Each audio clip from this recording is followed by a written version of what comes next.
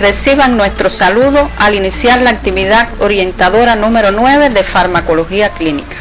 La misma tiene como finalidad el estudio de los principales grupos farmacológicos empleados en el tratamiento de la enfermedad de Parkinson, así como las características de las principales adicciones.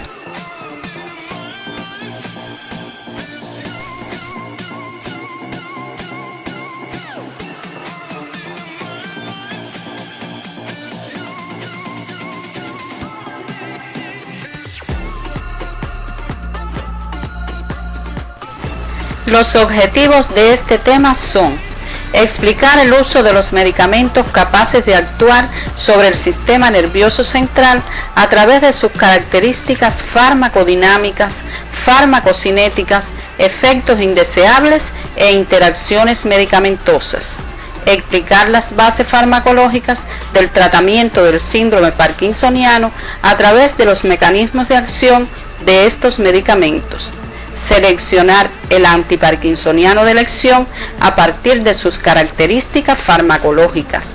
Identificar las principales farmacodependencias a partir del conocimiento de los efectos de los agentes que con mayor frecuencia pueden producir dependencia en el hombre.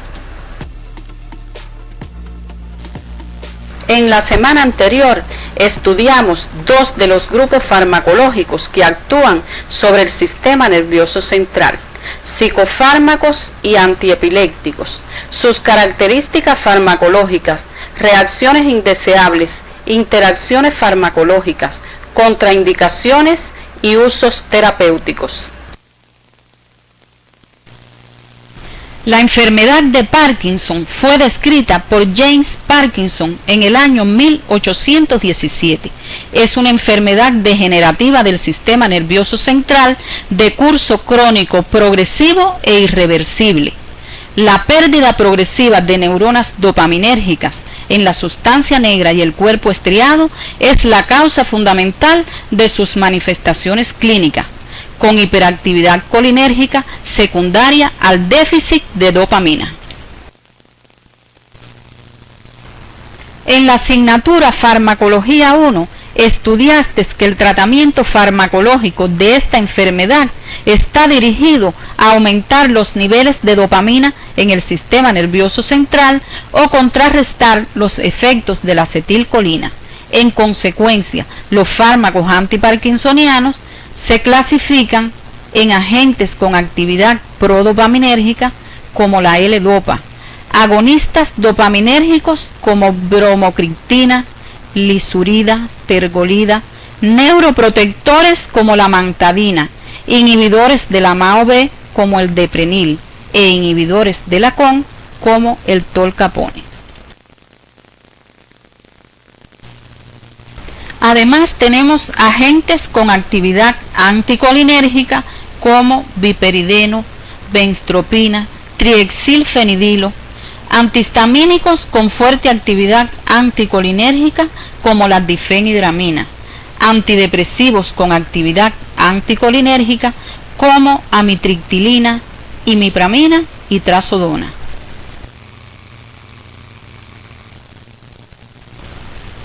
La L-Dopa sola o combinada con un inhibidor de la dopa descarboxilasa periférica constituye el fármaco de elección de esta entidad, al ayudar a restaurar el control muscular cuando es convertida a dopamina en el sistema nervioso central. Sus reacciones indeseables son más frecuentes e importantes cuando más prolongado es el tratamiento. Así podemos observar trastornos gastrointestinales como anorexia, náuseas y vómitos por estimulación de la zona quimiorreceptora de disparo emético vulvar, movimientos involuntarios tipo coreiforme, fluctuaciones en la respuesta conocido como fenómeno on-off, asinesia al final de la dosis y disinesia tardía, trastornos psiquiátricos como psicosis, nerviosismo y depresión, taquicardia, arritmias e hipotensión ortostática.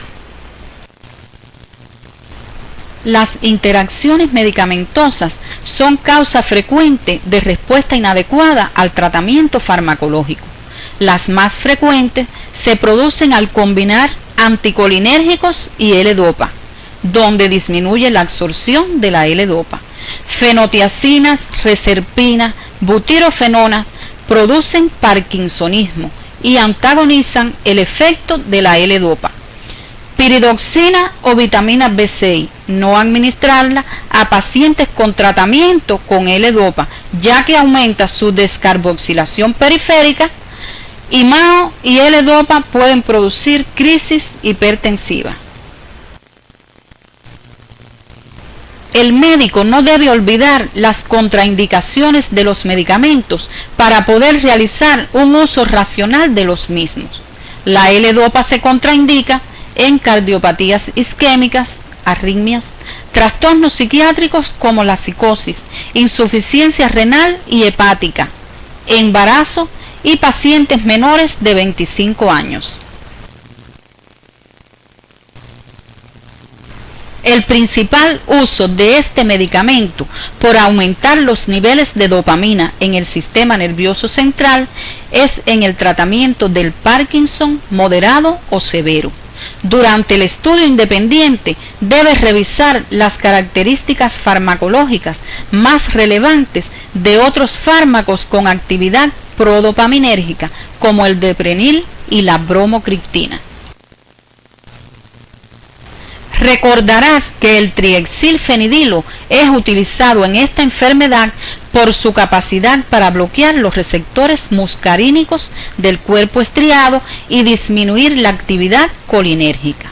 Sus toxicidades son más frecuentes en el anciano y pueden ser sequedad bucal, constipación, retención urinaria, midriasis, visión borrosa, cefalea, mareos, nerviosismo, somnolencia, confusión mental, delirios y alucinaciones. El triexilfenidilo disminuye la absorción intestinal de levodopa por retardo de la evacuación gástrico-intestinal. No se pueden administrar juntos y al menos se debe esperar 2 horas entre la administración de uno y otro fármaco. No administrar triexilfenidilo junto con antidepresivos tricíclicos, ya que se potencia su efecto anticolinérgico. Este fármaco se contraindica en el glaucoma y en pacientes prostáticos. Se usa en el control de síntomas excitatorios provocados por la estimulación colinérgica. De ahí que puedan prescribirse en el Parkinson leve o moderado, pacientes con contraindicación o intolerancia a la levodopa y parkinsonismo por fármacos. Al igual que los psicofármacos, existen otros agentes que causan farmacodependencia en el hombre. Se trata de las drogas o sustancias de abuso. El abuso de drogas tiene una importante repercusión sociosanitaria, ya que con mucha frecuencia origina trastornos físicos y conductuales en los consumidores que trascienden significativamente su entorno. Estos trastornos varían según la droga específica, las características particulares que rodean al consumo y el perfil del individuo. Pero sin dudas, lo que caracteriza a una adicción es la compulsión a seguir consumiendo la sustancia de forma periódica. El consumo prolongado da lugar al desarrollo de adaptaciones biológicas que se manifiestan mediante fenómenos de tolerancia y dependencia estudiados en Farmacología 1.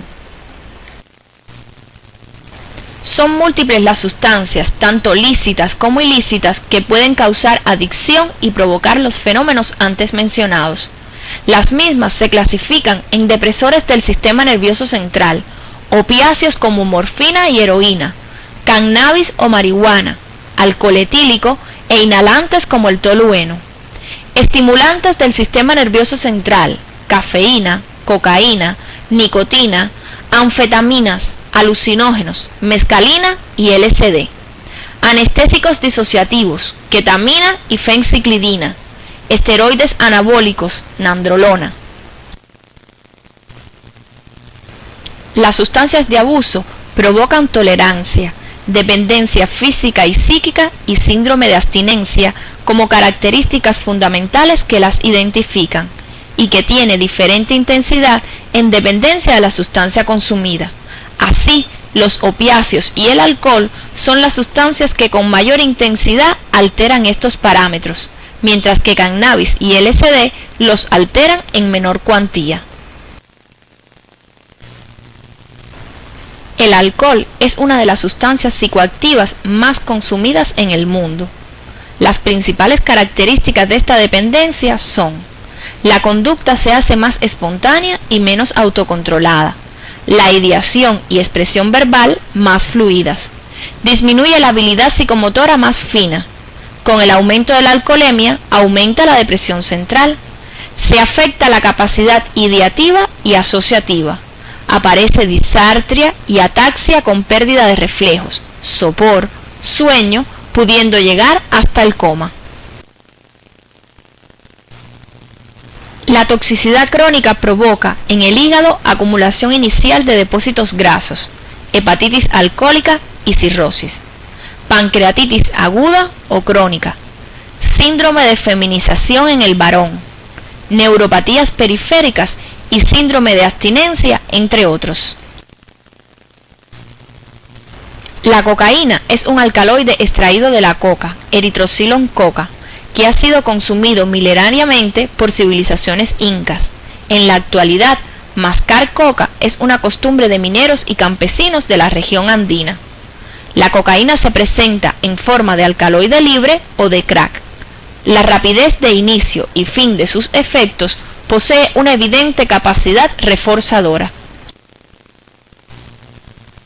La cocaína eleva el humor, aumenta la energía y el estado de alerta, disminuye el apetito y la sensación subjetiva de cansancio, disminuye el sueño. Existe un incremento subjetivo de capacidades y habilidades. El consumo exagerado conduce a la pérdida del control. Aparecen síntomas típicos de hiperactividad simpática y síntomas psiquiátricos de carácter depresivo. Con el uso crónico se produce toxicidad cardiovascular. La cannabis sativa o marihuana produce incoordinación motora y sedación.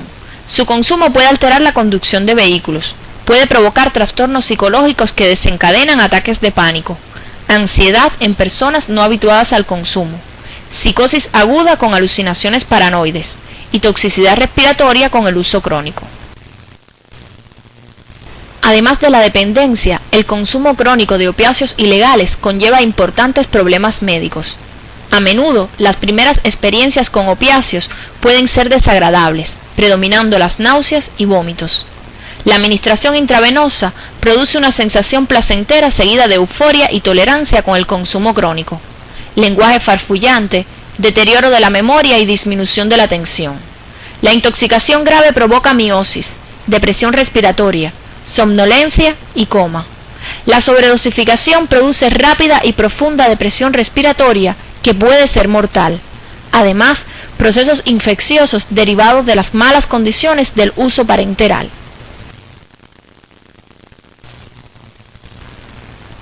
El LSD es el más potente de los alcaloides del cornezuelo de centeno. Es el alucinógeno prototipo y sus propiedades fueron descritas por Albert Hofmann en 1943. En los primeros 20 a 30 minutos de haber consumido la sustancia, aparece mareos, ansiedad, distorsiones visuales y síntomas de parálisis. Además, hay signos de hiperactividad simpática como incremento del pulso y la tensión arterial, midriasis, piroerección, hiperreflexia y ligera pirosis. Las alucinaciones sensoriales, sobre todo visuales, son su característica más relevante. En algunos casos puede aparecer sinestesia, que es la mezcla de las percepciones sensoriales, pero no se pierde la orientación ni la claridad del pensamiento. Sus efectos son impredecibles y se mantienen durante 6 a 12 horas. Te recomendamos que durante el estudio independiente revises en tu libro de texto y materiales del CD otras características de las principales dependencias. El tratamiento de una dependencia se acompaña con una mejora de la salud y de la situación mental, social y laboral del individuo y su familia. La mejor manera de prevenir las complicaciones clínicas derivadas de la adicción es tratarla. Por ejemplo, si a la consulta acude un paciente alcohólico refiriendo síntomas relacionados con alguna complicación derivada de su alcoholismo, se le debe ofrecer la posibilidad de tratarle esta adicción o aconsejarle que lo haga, e incluso explicarle las graves consecuencias del consumo desmedido de esta y otras sustancias de abuso. Al finalizar la actividad orientadora podemos arribar a las siguientes conclusiones. En la enfermedad de Parkinson existe un desequilibrio entre la dopamina y la acetilcolina a nivel del sistema nervioso central.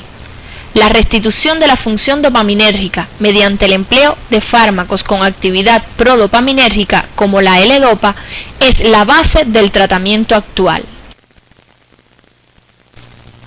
El consumo de drogas origina trastornos físicos y conductuales que varían según el tipo de droga y trascienden significativamente en el entorno de los consumidores, de forma que lo convierte en un importante problema sociosanitario.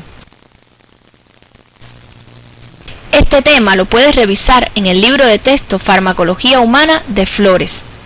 No olvides revisar otros materiales que se orientan en la guía de estudio del tema y se encuentran en el CD de la asignatura.